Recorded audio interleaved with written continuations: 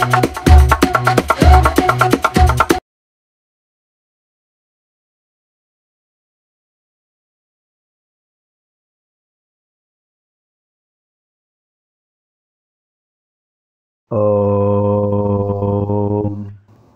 శ్రీ గురుభ్యో నమః.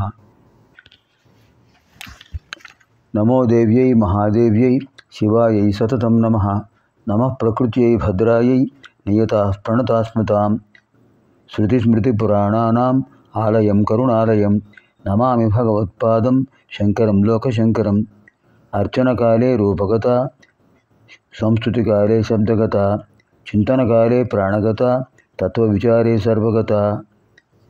ఓం ఐం హ్రీం శ్రీం శ్రీమాత్రే నమః. ఓం ఐం హ్రీం శ్రీం శ్రీమాత్రే నమః. ఓం ఐం హ్రీం శ్రీం శ్రీమాత్రే నమః. ఓం ఐం హ్రీం శ్రీం శ్రీమాత్రే నమః. ఓం ఐం హ్రీం శ్రీం శ్రీమాత్రే నమః. ఓం ఐం హ్రీం శ్రీం శ్రీమాత్రే నమః. ఓం ఐం హ్రీం శ్రీం శ్రీమాత్రే నమః. ఓం ఐం హ్రీం శ్రీం శ్రీమాత్రే నమః. ఓం ఐం హ్రీం శ్రీం శ్రీమాత్రే నమః. ఓం ఐం హ్రీం శ్రీం శ్రీమాత్రే నమః. ఓం ఐం హ్రీం శ్రీం శ్రీమాత్రే నమః. నిన్నటి కార్యక్రమంలో 40 శ్లోకాల వరకు, ఇవాళ 41, 42, 43 శ్లోకాల్లోని శిష్యులు తెలుసుకుందాం. తస్యైవ సఫలం జన్మ ముక్తిస్తస్య కరే స్థిత రహస్యనామ సహస్ర భోజనేప్యేవం ఏవ హి. తస్యైవ సఫలం జన్మ ముక్తిస్తస్య కరే స్థిత రహస్యనామ సహస్ర భోజనేప్యేవమేవ హి. భోజనే అపి ఏవం ఏవ హి. తస్య ఏవ సఫలం జన్మ ముక్తి తస్య కరే స్థిత.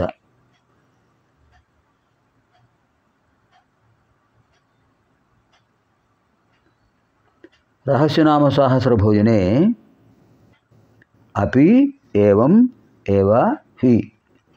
త్రయోదశపది అయం శ్లోకః. ఏవం ఈ విధంగా పైన ఎలా చెప్పారో ఆ విధంగా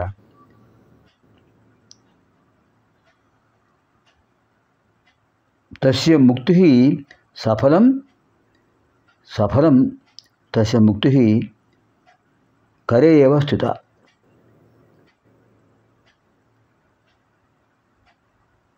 రహస్యనామ సహస్ర భోజనే అపి ఏవం ఏవ హి.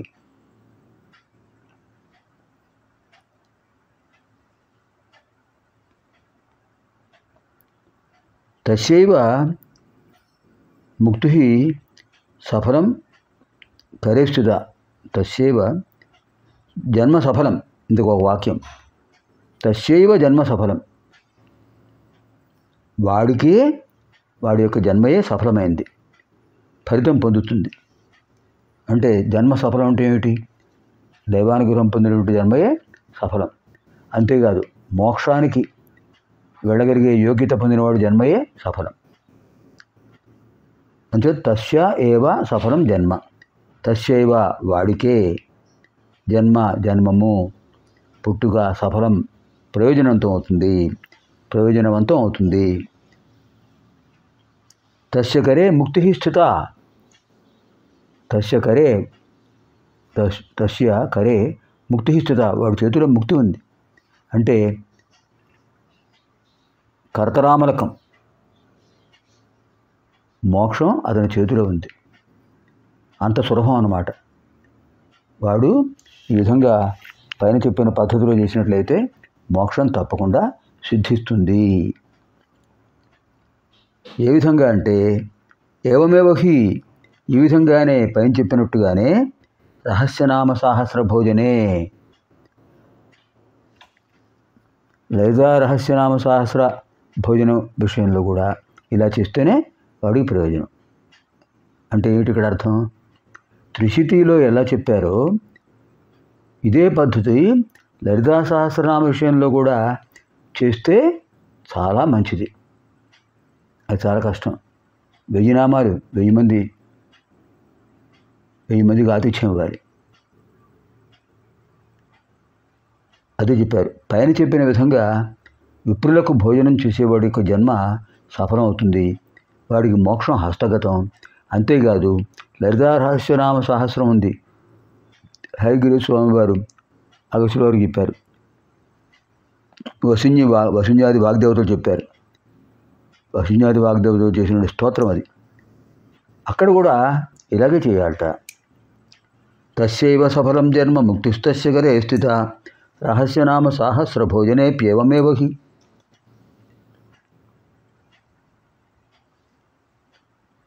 ఆదౌ నిత్యబలిం కుర్యాత్ పశ్చాత్ బ్రాహ్మణ భోజనం రహస్యనామ సాహస్ర మహిమా యో మయోదిత. ఆదౌ నిత్యబలిం కుర్యాత్ పశ్చాత్ బ్రాహ్మణ భోజనం రహస్యనామ సాహస్ర మహిమా యో మయోదిత. ఆదౌ నిత్యబలిం కుర్యాత్.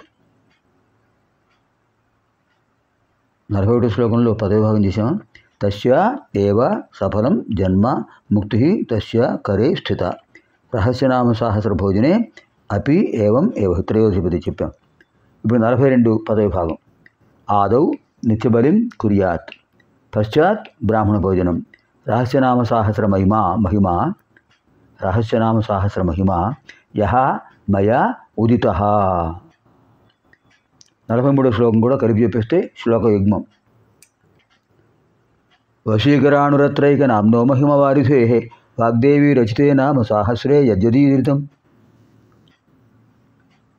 వశీకరాణురత్రైక నామ్నో మహిమ వారిధే వాగ్దేవి రచితే నామ సహస్రే యద్యదీరితం. వశీకరాణు అత్ర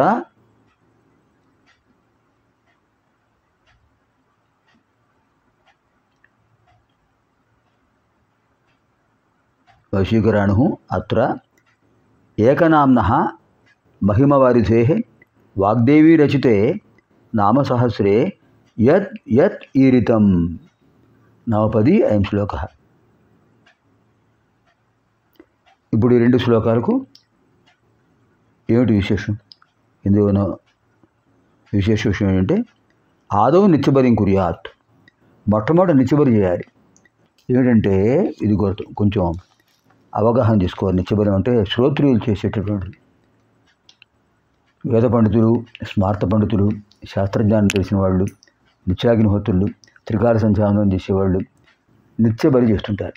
నిత్యబలి అంటే నాకబలి, కాకబలి. నాకబలి అంటే దేవతలకు ఆహుతి వేయడం.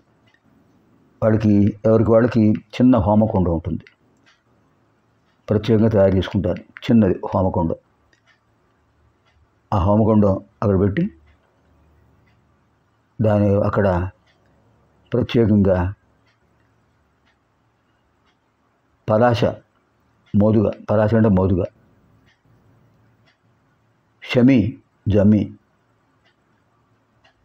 బిల్వ మారేడు, అశ్వత్థ రావి, వట మర్రి, ఇలాంటి ముఖ్యంగా మోదుగా, ఔదుంబరు కూడా చెప్తుంటారు, మేడి. ఆ పుల్లలతో అక్కడ ఆ హోమకుండలో చిన్న దాంట్లో వేసి కింద ఆవు పిడక, ఒక ఆవు పిడక, ఆవు పేడతో చేసిన పిడక ఒకటి పెట్టి దాని మీద కర్పూరం వేసి అగ్నిపేటికతో అది రగిల్చితే, లేదా కర్పూరం వెలిగించి అక్కడ పెట్టి ఈ పుల్లలు పెడితే అది నెమ్మదిగా చిన్న అగ్నిహోత్రం ఏర్పడుతుంది. అందులో దేవతలకు ముందు ఆహుతి వేయాలి. ఓం అగ్నయే స్వాహ అగ్నయేదన్నమ, ఇంద్రాయ స్వాహ ఇంద్రాయ నమమ, ఇంద్రాయేదన్నమ అని దిక్పాలకులకు వరుసగా గోఘృతంతో ముంచినటువంటి ఆ సమిధులు వేస్తుండాలి. లేదా నవధాన్యాలు కూడా వేయచ్చు. ఇది నాకబలి. నా అక దోషము నా లేనిది. ఎవరికి? దేవతలు. దోషం లేనివారు దేవతలకు ఇచ్చే బలి ఆహారం. కాకబలి మనం భోజనానికి ఏ పదార్థాలు వడ్డించుకున్నామో దాన్ని భగవంతుడికి కొద్ది కొద్దిగా పెట్టి నివేదన చేసి ఆ నివేదిత పదార్థాన్ని చిన్న చిన్న ముద్దలుగా చేసి పైన కాకులుగా పెట్టాలి. దానివల్ల పితృదేవతలకి సంతోషం. అది నాకబలి. ఇది నిత్యబలి అంటే. అంచేత ముందుగా నిత్యబలి చేయాలి. పశ్చాత్ బ్రాహ్మణ భోజనం, తర్వాత బ్రాహ్మణుడికి భోజనం పెట్టాలి. రహస్యనామ సహస్ర మహిమాయో మదేయుత. రహస్యనామ సహస్రంలో కూడా ఇదే విషయం చెప్పడం జరిగింది. వశీకరాణురత్రైక నామ్నో మహిమ వారిధేహే. ఇక్కడ వశీకరణం అనేటటువంటిది ప్రత్యేకంగా చెప్పారు. అంటే జలశేఖరంలో అణువు వంటిది. సశేఖరాణు, వశీకరణ కాదు, శేఖరాణు, సహా శేఖరాణు. అది జలశేఖరం లాంటి ఒక అణువు లాంటిది. ఈ త్రిశతీనామ మహిమ అంబుధిలో త్రిశతీనామ మహిమ ఒక సముద్రం లాంటిది. అందులో ఒక జలశేఖరం, నీటి తుపర, ఆ బిందువు లాంటిది నామసహస్ర మహిమ.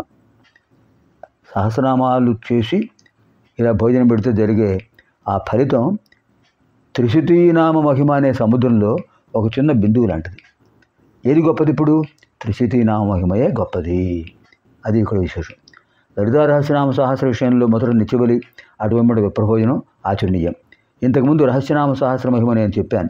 వాగ్దేవతలు వసింజాది వాగ్దేవతలు వాడు చెప్పినటువంటి రహస్యనామ సహస్ర మహిమ ఈ త్రిశతీనామ మహిమ అంబుధిలో ఒక జలశేఖరం లాంటిది, ఒక అణువు లాంటిది, ఒక చిన్న నీటి బిందువు లాంటిది. అంచేత త్రిశతి చాలా విశేషమైనది. ఆదౌ నిత్యబలిం కుర్యాత్ పశ్చాత్ బ్రాహ్మణ భోజనం రహస్యనామ సహస్ర మహిమాయోమయోదిత శశీకరాణురత్రైక సహా శేఖరాణు అత్రైకనామ్న శశీకరాణురత్రైకనామ్నో మహిమ వారిసే వాగ్దేవీరచితే నామ సహస్రే యద్యదీరితం.